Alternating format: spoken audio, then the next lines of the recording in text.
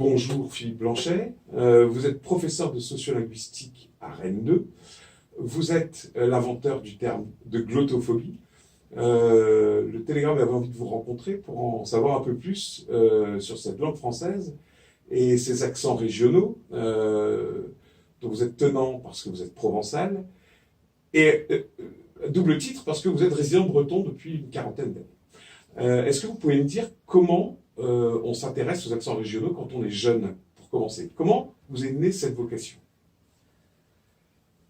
Eh bien, je pense que c'est d'abord une prise de conscience de comment on parlait dans mon milieu familial, puisque comme vous l'avez dit, je suis provençal d'origine en tout cas. J'ai grandi dans une famille de la région Marseille-Aix-Toulon, où on parlait aussi, et on parle d'ailleurs toujours une langue régionale qui est le provençal, et puis une langue de l'immigration qui est l'italien, et un français bien particulier qui est bien connu, que les gens appellent l'accent marseillais.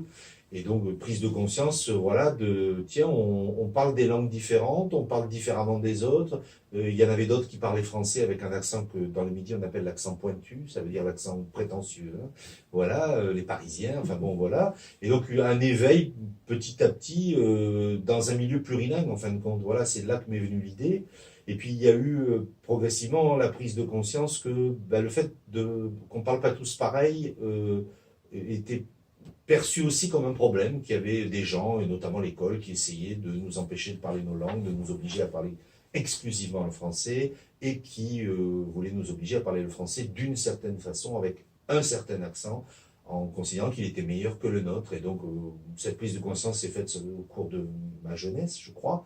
Et puis après, j'ai fait des études de langue à l'université, et je me suis spécialisé là-dessus parce que j'ai essayé de comprendre ça. J'en ai fait ma thèse de doctorat, et puis je suis devenu universitaire, et j'en ai fait mon sujet de recherche principal, comprendre comment marchent vraiment les langues dans la vie, par exemple la langue française, c'est-à-dire qu'en fin de compte, elles sont extrêmement diversifiées, souvent parlées par des gens qui ont d'autres langues que le français à côté, et qu'est-ce qui fait qu'il peut y avoir parfois des tensions entre certains projets politiques qui essayent d'uniformiser linguistiquement des populations, par exemple en France, et puis la réalité des pratiques des langues qui sont tout le contraire de l'uniformité.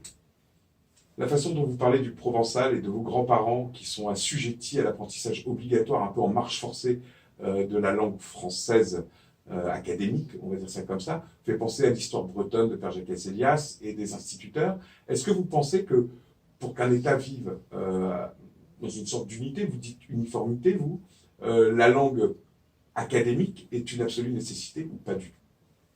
Alors, je pense évidemment que non, tout simplement parce qu'on a énormément d'exemples d'autres États que la langue française, un peu partout dans le monde, qui fonctionnent et qui fonctionnent au moins aussi bien que l'État français, en assumant complètement leur diversité linguistique, leur plurilinguisme, le fait qu'il y ait plusieurs langues dans la communauté de ce pays-là, et le fait que, y compris, on puisse parler la même langue avec des façons différentes de la parler. Donc on sait très bien que ça peut marcher autrement. Hein. On n'a absolument ni besoin d'avoir une seule langue exclusive, ni une seule façon de parler cette langue-là pour que ça marche. Et les gens en font la preuve tous les jours. Vous avez développé, après plusieurs années de travail, etc., ce terme de glottophobie. Hein. En gros, pour résumer, c'est une discrimination, on va y revenir longuement, due soit à la langue maternelle qui n'est pas acceptée en France, mais aussi aux accents régionaux qui empêchent des gens d'accéder à des fonctions, des postes, ou des concours. Est-ce que vous pouvez me dire comment vous avez perçu cette discrimination par la langue au fil du temps? Alors, je dirais qu'il y a deux étapes. Il y a d'abord, et c'est souvent le cas dans les projets de recherche en sciences humaines et sociales, il y a quelque chose qui est de l'ordre d'un déclencheur individuel, personnel. J'ai une collègue qui dit qu'une recherche en humaine et sociale part souvent d'un geste d'indignation. Ça a été ma propre indignation, mais voilà, hein, notamment d'apprendre l'histoire de l'une de mes deux grand-mères, qui est celle qui m'a principalement transmis le provençal, l'histoire des sévices qu'elle avait subis à l'école pour lui interdire d'utiliser sa langue et l'obliger à parler français. Donc ça m'a évidemment indigné qu'on ait pu faire souffrir ma grand-mère quand elle était une petite fille. Puis il y a la deuxième étape qui est quand on commence à faire de la recherche, alors on essaye de voir ce qui se passe dans la population autour de nous, on interroge les gens, on observe les gens, on confronte des discours et on se rend compte qu'il y a une tension, qu'il y a une contradiction, qu'il y a des gens qui disent du mal, par exemple, de la façon dont les Québécois parlent français, et puis qu'il y a des Québécois qui se plaignent qu'on dise du mal de leur façon de... Donc ils n'acceptent pas. Donc je me dis, il y a quelque chose dans ces témoignages qui montre qu'il y a un problème dans la société. Et à partir de là, il faut identifier ce problème, le caractériser, comprendre quels sont les facteurs qui font qu'il y a un problème. Et du coup, avec une vraie démarche méthodique, hein, c'est pas une démarche exclusivement militante ou une démarche, on va dire, seulement empirique. Ouais. Il y a des outils de travail, il y a une vraie méthode. On arrive à caractériser le fait qu'il existe quelque chose qu'on peut considérer comme des droits linguistiques, qui sont des droits fondamentaux, qui sont des droits attachés à la personne ou à un groupe humain, et qu'il y a des tentatives d'empêchement de l'exercice de ces droits. J'ai été celui qui, dans notre équipe, a eu l'idée de ce terme glottophobie, fondé sur le préfixe glotto, comme dans polyglotte, ou etc., hein, qui est d'ailleurs très utilisé en italien, et comme moi je suis aussi de culture italienne, par exemple en italien, pour dire didactique des langues, on dit glottodidactica. Vous voyez, Ouais. alors, voilà, l'habitude d'utiliser ce préfixe, que d'autres chercheurs d'ailleurs avaient utilisé aussi, hein. Phobie, glottophobie, comme dans justement xénophobie, homophobie, etc., pour bien faire sortir ce problème du champ linguistique et montrer que c'était un vrai problème sociopolitique. Des gens vous faisaient l'objection en disant oui, mais le gars qui est noir, pardon de mettre les pieds dans le plat, sera noir toute sa vie. Celui qui parle coréen, il peut quand même s'intégrer en parlant français. Vous dites-vous qu'il n'y a pas de différence nécessaire, qu'on garde finalement une identité forte entre la langue et la couleur de peau, finalement, les choses se ressemblent. Oui, c'est-à-dire qu'il s'agit d'attributs de la personne. Alors bien sûr, effectivement, on objecte souvent, oui, mais quelqu'un qui a la peau d'une certaine couleur, il ne peut pas changer de couleur de peau. Quoique, hélas, on sait qu'il y a même on a même tellement discriminé les gens en fonction de la couleur de leur peau, qu'il y a même des gens qui ont essayé de changer la couleur de leur peau, hein, d'éclaircir leur peau parce que quand elle était foncée, on les discriminait pour ça, etc. Ou de raidir leurs cheveux, ou de changer la couleur de leurs yeux. Enfin, ça peut aller loin, hein, la violence contre ce que sont les gens et ce que ça provoque, la souffrance et les réactions que ça provoque. Mais une langue, une façon de parler, c'est constitutif de la personne. C'est ça qu'on a voulu aussi démontrer, pour bien montrer qu'il s'agissait d'une discrimination des personnes. C'est que votre histoire, votre éducation, comment vous avez grandi, comment vous êtes venu au monde, on va dire au sens large, hein, d'entrer dans le monde, ça se fait aussi en langue, et que c'est ça qui a construit qui vous êtes. Ben, la question linguistique, elle entre dans ce champ des discriminations au même titre que les autres. Et je dis souvent, bien sûr, il y a quelque chose d'une grande violence à rejeter quelqu'un pour la couleur de sa peau à l'entrée d'un lieu, par exemple, hein, et je comprends très bien ça. Mais simplement, quand une personne est rejetée pour un motif injuste et arbitraire, il n'y a pas de hiérarchie entre les discriminations. La personne est rejetée pour une raison injuste et arbitraire. Et souvent d'ailleurs, les motifs de discrimination se cumulent. C'est-à-dire que c'est les mêmes personnes qui sont discriminées pour des raisons d'apparence physique, de langue ou de façon de parler, de religion, de milieu social, etc. C'est les mêmes personnes chez qui on va concentrer les prétextes injustes et arbitraires d'exclusion. Vous avez réussi à faire entrer la glottophobie dans la liste légale, pénale, des discriminations. Que vous pouvez raconter comment ça s'est passé, comment vous avez intégré ça à l'article 225 du Code pénal, hein, c'est ça? Oui, c'est ça. Alors, c'est pas moi qui l'ai fait, hein, je pense que les travaux, la publicité qui a été faite autour de mes travaux a contribué, on va dire ça comme ça. Et donc les médias s'en sont emparés, alors d'ailleurs beaucoup plus sur la question des façons de parler français que sur le droit à parler d'autres langues. Ouais. Les accents. Sur les accents. Voilà, sur les accents, on va y revenir. D'une certaine façon, c'est un peu réducteur, mais bon, c'est déjà très bien. Et du coup, comme il y a eu un énorme succès médiatique, et qu'en même temps, il y avait une loi de transformation du système de la justice française, des députés qui, notamment, étaient attachés au droit à parler des langues régionales, ont déposé des projets de loi pour faire entrer ça à cette occasion dans le code pénal. Et l'un des deux projets de loi a été maintenu jusqu'au bout et a été intégré en novembre 2016, donc dans l'article 225 du code pénal. Et là, récemment, depuis 2 mois, un député a déposé un projet de loi pour rajouter le motif de l'accent dans les discriminations interdites.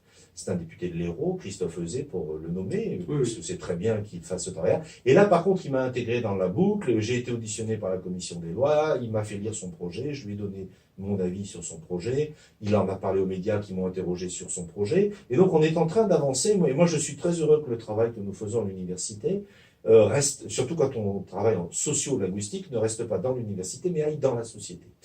Je vais fustiger notre profession parce que vous la citez, je crois, parfois Oui. dans les motifs de glottophobie dus aux accents, on va dire régionaux, Oui. parlons simplement, et ces écoles de journalisme qui disent à l'individu de Toulouse, qui marque fortement son territoire dans sa parole, et c'est très bien, tu feras le rugby. Vous avez eu plusieurs exemples comme ça. Est-ce que vous pensez que la presse devrait au contraire s'emparer de l'inverse en disant valorisons les accents régionaux, les accents venus d'ailleurs, pour donner une autre uniformité ou une désuniformité à la langue française?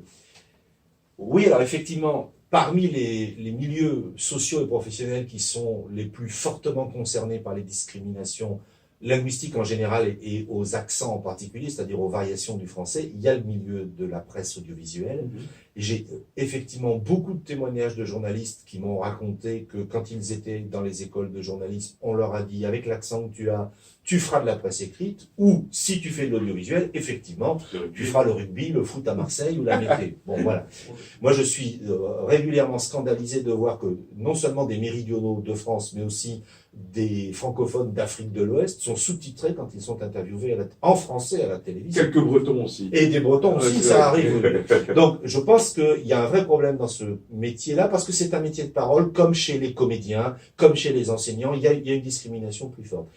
Le simple fait que dans les radios, à la télé, on n'entende que des gens parler avec ce français prétendu neutre, qui en fin de compte est la prononciation du français de la bourgeoisie parisienne au départ en tout cas, que même sur des radios locales, France Bleu, Méditerranée, France Bleu, Brésisel, etc., vous entendez que des gens parler, entre guillemets, sans l'accent local, ça pose un vrai problème parce que ça donne à la population en général et aux jeunes en particulier, d'une part, un modèle vers lequel se conformer, et ça renforce dans la tête des gens l'idée que avoir un accent régional ou social d'ailleurs, parce que ça peut être l'accent d'une banlieue de la ville par rapport au centre-ville, c'est illégitime, que c'est pas bien.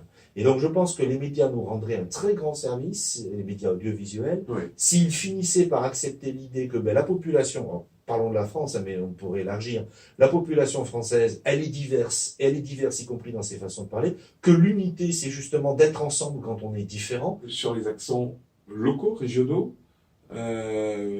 c'est pas possible de les compter en fait. Non. Il y a des gens qui les comptent, il y a des gens qui ont dit il y a tant d'accents. Vous dites que l'accent, l'accentuation, c'est une façon, en fait, qui n'appartient qu'à soi ou presque. Oui, alors d'abord, il faudrait bien expliquer ce qu'on veut dire par accent, parce que finalement, c'est un mot général que les gens utilisent avec des sens sans doute divers. Accent, pour moi en tout cas, y compris parce que je suis linguiste, c'est synonyme de prononciation. Un accent, c'est une façon de prononcer une langue qui est réputée être un accent parce qu'elle est identifiée comme différente d'une autre. Donc on a un accent seulement par rapport à une autre prononciation. Vous n'avez un accent méridional que par rapport aux gens qui ne sont pas méridionaux. Parce qu'il y a des gens qui prononcent un français non méridional. Aux Parisiens. Aux Parisiens notamment. Bien sûr, qui servent les Parisiens des classes dominantes, parce qu'ils servent de modèle linguistique. Mais on ne peut pas compter les accents, parce qu'évidemment, il y a des accents collectifs, il y a des façons collectives de prononcer. Par exemple, le français, qui est souvent le résultat du contact avec la langue première de la population. Si les Bretons de Basse-Bretagne ont ce qu'on appelle l'accent brestois ou l'accent breton, c'est parce qu'ils colorent le français en utilisant le breton. Si les Provençaux ou les Catalans ou les Gascons parlent français avec cet accent-là, c'est parce qu'ils ont coloré le français avec leur autre langue, et c'est normal, puisque le français n'est pas, historiquement en tout cas, leur première langue. Mais chacun de nous, on a un parcours individuel.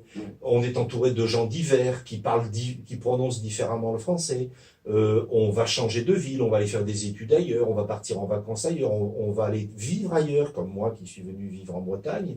Et évidemment, ça va transformer votre prononciation. Ce qui fait qu'au final, on peut pas compter les accents parce que d'abord, dans une zone précise, bien sûr, il y a des façons, disons, largement partagées de prononcer, mais il y a aussi plein de gens qui vont prononcer un peu ou même très différemment. Et puis parce que les gens se baladent, les humains sont mobiles, et que du coup, à la rigueur, on pourrait presque dire, en exagérant un tout petit peu, qu'il y a autant d'accents que de personnes.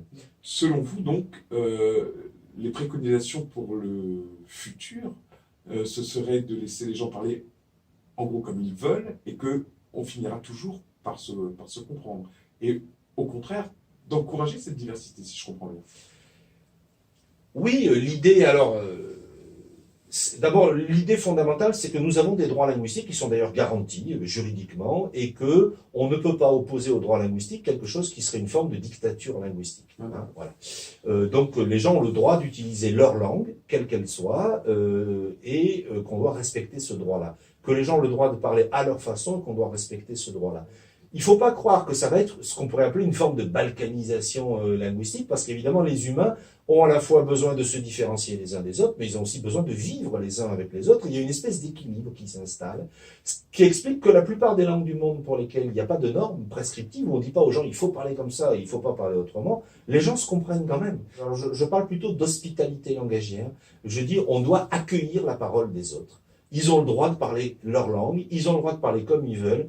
Nous sommes tous, nous nous reconnaissons comme êtres humains et nous allons nous accueillir mutuellement comme des êtres humains qui essayons de se comprendre et de faire des choses ensemble. Ça, c'est l'idéal d'une société dans laquelle il n'y aurait pas de rejet des autres parce qu'ils sont différents. Évidemment, le monde humain est plus compliqué que ça. Les humains n'ont pas que des qualités, ils ont aussi des défauts, donc ça marche pas aussi bien que ça. Mais l'idée, c'est plutôt ça. L'idée, c'est l'idée de la bienveillance, de l'idée de l'hospitalité, de l'accueil de la parole de l'autre. Ce qui compte, c'est pas la forme de nos propos, c'est pas la façon dont on prononce, c'est pas les mots qu'on emploie, c'est la relation qu'on veut créer entre nous. Une relation si possible sympathique, positive, d'entraide, de solidarité, de reconnaissance de notre humanité mutuelle, et puis le projet de quelque chose qu'on a à se dire et à faire ensemble. C'est ça qui compte. Un mot en provençal peut-être. Comment on dit par exemple, je sais pas, je suis abonné au Télégramme de Brest.